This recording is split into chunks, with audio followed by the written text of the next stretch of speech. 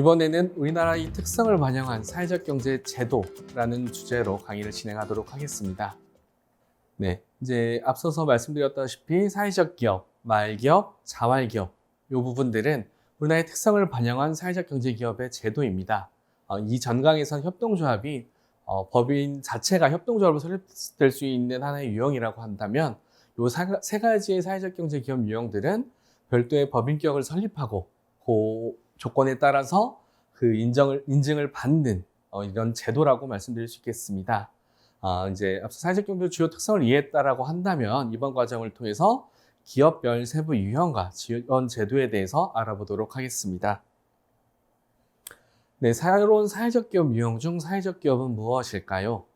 네, 사회적 기업이란 한국사회적기업진흥원에서 영리기업과 비영리기업 중간 형태로서 사회적 목적을 우선적으로 추구하면서 재화 서비스의 생산, 판매, 영업 활동을 하는 기업이라고 말하고 있습니다. 네, 이제 사회적 기업 육성법에 따라서 또 사회적 기업에 대한 정의는 취약계층에게 사회 서비스 또는 일자리를 제공하거나 지역사회에 공헌함으로써 지역 주민의 삶의 질을 높이는 등의 사회적 목적을 추구하며 재화 및 서비스의 생산 및 판매 영업 활동을 하는 기업으로 고용노동부의 인증을 받은 기관이라고 말할 수 있겠습니다. 그래서 이런 부분들에 대해서 중요한 부분들은 앞서서 한번 전체 기업의 유형을 설명하면서 말씀드렸지만 사회적 기업의 목적은 취약계층에게 사회 서비스를 또는 일자리를 제공한다.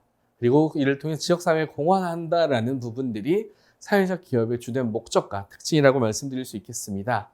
그래서 영리기업과 사회적 기업의 주된 차이점은 영리기업이 이제 주주나 소유자를 위한 이윤을 추구하는 기업이라고 한다면 사회적 기업은 취약계층에게 사회 서비스를 제공하고 일자리를 창출하는 등의 사회적 목적 추진을 위한 활동들이 주된 역할이라고 할 수 있겠습니다.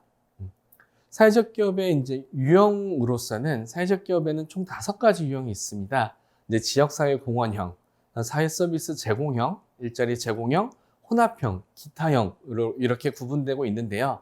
지역사회 공헌형이란 이름에서도 볼 수 있다시피 지역사회 공헌을 주된 목적으로 운영하는 기업을 의미하고 있습니다.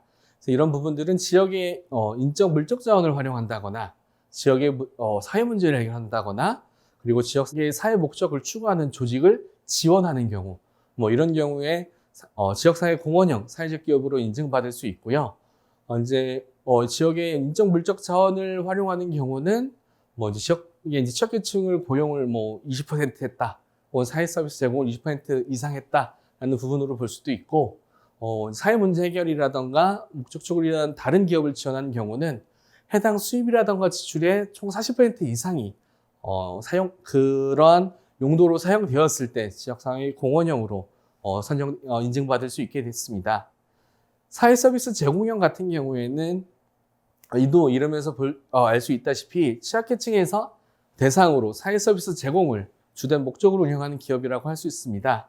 이러한 기업의 인증 요건 같은 경우에는 전체 서비스의 사용자, 수혜자들의 취약계층의 비율이 30%가 넘어갈 경우 이런 사회 서비스 제공형 사회적 기업으로 인증받을 수 있게 됩니다. 일자리 제공형 같은 경우에도 이제 취약계층에게 일자리를 제공하기 위한 사회적 기업으로 전체 근로자 중에 취약계층의 고용 비율이 30%가 넘어가는 경우 일자리 제공형 사회적 기업으로 인증받을 수 있습니다. 혼합형 같은 경우에는 사회 서비스 제공과 일자리 제공을 이제 동시에 하면서 하나의 유형이 30% 넘지 못하지만 두 개의 영역이 각각 비율이 20% 이상 넘어갔을 때 이도 사회에 기여하고 있는 사회적 기업으로 볼 수 있다고 해서 혼합형 사회적 기업으로 인증받을 수 있게 되었습니다. 기타형이라는 것은 앞선 4개 유형을 제외하고서도 이런 기업의 운영의 목적들이라던가 내용들이 사회적 기업으로 판단할 수 있다라고 볼 수 있는 경우 사회적 기업 육성위원회에서 기타형으로 인정받기도 하고 있습니다. 이런 사회적 기업의 의의는 지속 가능한 일자리를 제공할 수 있다. 어쨌든 기업의 단순히 이제 복지나 수혜의 이제 재원을 통한 서비스 제공이 아니라 일자리를 통해서 이러한 사회 서비스를 제공하고 있다 보니까 지속 가능한 취약계층 일자리를 만들어낼 수 있다. 그리고 지역사회에 서비스를 제공하면서 지역사회를 활성화시킬 수 있다. 그리고 부족한 사회 서비스들을 사회적 기업이 정부 대신 제공하면서 이런 사회 서비스를 확충할 수 있다는 부분들, 그리고 이런 경영의 사회 활동들의 목적이 이런 사회 봉헌이라든가 윤리적 형태임에 따라서 윤리적 시장을 확산할 수 있다라는 주된 의의들을 갖고 있습니다.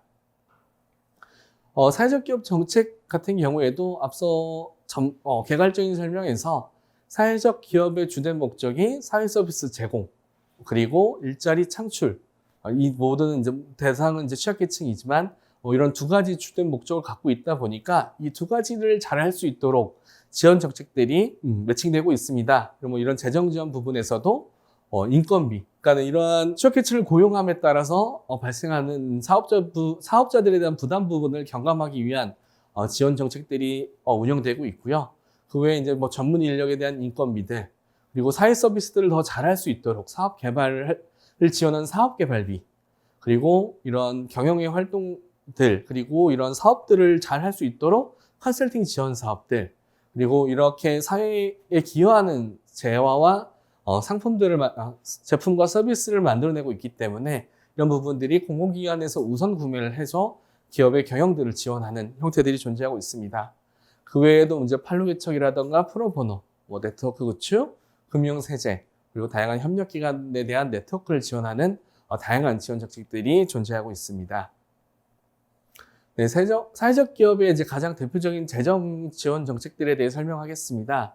이런 부분들은 지원에 대한 비율이라던가 내용들은 제도적 변화에 따라서 변화될 수 있으므로 이런 인건비, 그러니까 사회적 기업의 주된 목적에 따라 인건비 일자리 창출 사업으로 이런 취약계층 고용에 따른 지원이 존재한다라는 부분을 중심으로 이해해 주시면 좋겠고요. 사회적 기업이 사회적 일자리 창출 시 인건비를 지원하는데 이런 부분들은 최저임금 수준의 인건비들, 그리고 사업자의 사회보험료에 대한 부담을 경감시켜주는 형태로 운영되고 있고, 이런 부분들은 기한 있는 형태로 운영되다가 그 기한이 끝나게 되면 연차별로 연착륙을 위해서 1차 년도에는 비교적 많은 비율을 지원해주고 그 부분들이 해가 갈수록 경감시키면서 이런 부분들이 지원이 종료되는 형태로 제도가 구성되어 있습니다.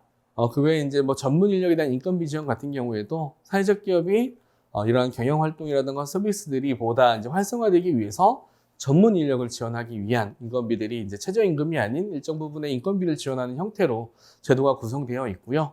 이런 부분들도 앞서 일자리 지원처럼 자부담률이라는 부분들을 통해서 1차 년도에는 좀 더 많은 지원을 하다가 그 지원 비율이 점점 감소되다가 종료되는 형태로서 이런 연착륙을 돕고 있습니다. 그에 대표적으로 사업개발비라는 형태를 통해서 사회적 기업의 서비스를 고도화하기 위해 특정한 어떠한 사업의 기술 개발을 위한 계획서를 작성하고 행정기관에 제출해서 이런 부분들의 사업 개발을 진행할 수 있는 지원을 받는 사업개발비 사업들이 존재하고요. 이 사회보험료 부분들은 사업자 부담분, 흔히 4대 보험들이라고 부르는 부분들 안에서 일정 부분들을 정부에서 지원하는 형태로 취약계층을 고용하면서 발생할 수 있는 경쟁력이 저하되는 부분들을 재정 지원을 통해 보완하고 있다고 볼 수 있겠습니다. 사회적 기업의 인증 요건이라는 게 이런 부분들이 다양한 요건들을 갖추었을 때 사회적 기업으로 인증받을 수 있게 됐습니다. 이런 부분들 조직 형태 같은 경우에는 앞서 말씀드렸다시피 특정한 법인격을 설립하고 이것들이 사회적 기업으로 인증받는 제도라고 말씀드렸다시피 민법에 따른 법인 및 조합, 상법에 따른 회사, 다양한 조직 형태, 사회적 기업이 인정받을 수 있는 다양한 법인격들을 설립하고 이를 사회적 기업으로 인증받는다라는 개념으로 이해해 주시면 될 것 같고요. 사회적 기업을 인증받기 위해서는 주된 목적들이 일자리 창출이다 보니 기존의 유급 근로자가 있을 경우에 이런 사회적 기업으로 진입할 수 있는 최소한의 조건들을 갖출 수 있습니다. 그리고 이런 사회적 기업의 주된 목적들이 사회적 목적을 실현하기 위해 이런 것들이 정관에 포함됐을 경우 이런 부분, 정관 포함 여부에 따라 사회적 목적을 실현하는 기업이라고 판단하고 사회적 기업으로서 이제 심사를 받을 수 있는 대상이 될 수 있습니다. 그 의사결정 구조라는 것들은 사회적 기업의 이제 서비스 수혜자, 근로자, 이러한 다양한 이해관계자들이 의사결정 구조에 참여하는 구조로서 이게 주식회사거나 뭐 이제 협동조합인 경우에는 이 부분들이 다양한 이해관계자들이 주주나 조합원으로 참여하고 분야의 대표들이 이사로서 참여해서 같이 의결 구조에 참여하는 형태가 갖추어졌을 때 사회적 기업으로 심사받을 수 있는 최소 요건을 충족될 수 있다라고 볼 수 있습니다. 그리고 이제 영업 활동을 위한 수입, 사회적 기업이라는 것은 어쨌든 기업이기 때문에 신청 전 이전까지 전체의 활동들, 이런 수입들이 존재해야 되고, 그런 수입들이 최소한 노무비, 그러니까 인건비의 50% 이상은 이런 수입이 존재해야지 기업으로서 좀 인정을 받을 수 있겠다라는 부분들이 있고요. 정관의 필수사항이라고 해서 사회적 기업 육성법에 따라 이 사회적 기업의 정관에는 어떤 항목이 포함되어야 사회적 기업이 될 수 있다라는 최소 요건들이 정의되어 있습니다. 그리고 그 정관 안에도 이윤의 사회적 목적 사용이라고 해서 회계 연도에 따라서 이 사회적 기업이 창출한 이윤들이 3분의 2 이상을 사회적 목적을 위해 사용하겠다라는 부분들이 명확하게 포함되어 있어야, 그리고 그런 부분들이 이해관계자 내부 구성원들의 동의를 받아야만 사회적 기업으로서 심사받을 수 있는, 인정받기 위한 심사받을 수 있는 최소 요건을 갖출 수 있다고 말씀드리겠습니다. 네, 다음으로 자활기업에 대해서 안내해 드리도록 하겠습니다. 자활기업을 이해하기 위해서는 먼저 자활사업에 대한 이해가 필요한데요. 자활사업이란 근로능력자의 기초생활을 보장하기 위한 제도로서 일을 할 수 있는 사람이 일을 해서 기초적인 생활을 보장하고 그를 통해서 빈곤한 상태, 가난한 상태에서 벗어날 수 있도록 지원하는 사업을 의미하고 있습니다. 그래서 이러한 사업 안에서 자활기업이라는 게 존재하고요. 자활기업은 2인 이상의 기초생활수급자 혹은 차상위 계층의 사람들이 상호협력을 통해서 자활사업을 구성하고 이제 이러한 부분들을 통해서 자활기업으로 인정받은 기업을 자활기업이라고 부르고 있습니다. 자활사업의 추진체계는 현재 이제 보건복지부의 정책체계에 따라서 다음과 같이 운영되고 있고요. 자활기업은 자립형 자활기업과 사회형 자활기업으로 구분되고 있습니다. 먼저 자립형 자활기업 같은 경우에는 자활근로사업단을 통해서 사업단이 자활센터 안에서 사업단으로 운영되다가 이제 그 자활기업으로서 이제 독립한 경우를 자활기업으로 부르고 있고요. 이제 사회형 자활기업 같은 경우에는 차상위 계층의 이제 수급자나 차상위 계층들이 운영 주체로 참여해서 이건 특정 요건을 자활기업의 요건을 갖추어 인정받은 자활기업을 사회형 자활기업이라고 부르고 있습니다. 자활기업의 정책 같은 경우에는 탈빈곤으로 기초생활 수급자나 차상위 계층을 대상으로 하다 보니 이런 창업이라던가 초기 경영, 이후의 경영 안정에 대한 지원 정책으로 편성되고 있고요. 이제 다양한 이런 형태를 통해서 어쨌든 사회 목적 실현보다는 이 자활기업을 설립한 경제적으로 어려운 분들이 빈곤 상태를 벗어나는데 중심을 두고 있습니다. 자활기업의 인정 요건으로는 이제 자활기업 구성원 중에 기초생활 수급자 및 차상위 계층이 3분의 1 이상이어야 된다는 점, 자양의 모든 참여자에게 최저임금 이상의 임금을 지급할 수 있어야 된다는 점 있고요. 자활기업의 근로일수가 특정 주 3일 22시간 이상이어야 된다는 부분들이 있고요.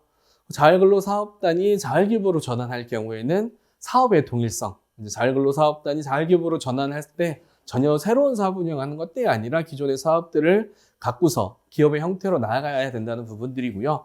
창업 전 교육이라든가 보수 교육들을 필수적으로 이수해야 된다는 점이 있습니다. 자활기업의 설립이라든가 인증 부분들은 이제 지역의 자활센터를 통해 운영되고 있다 보니까 이런 부분들은 이제 지역에 있는 자활센터와 긴밀한 협조를 통해서 진행을 알아볼 수 있을 것 같습니다.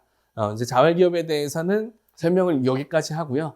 전체 지금까지에 대한 강의는 이러한 참고문헌을 통해서 준비하였습니다.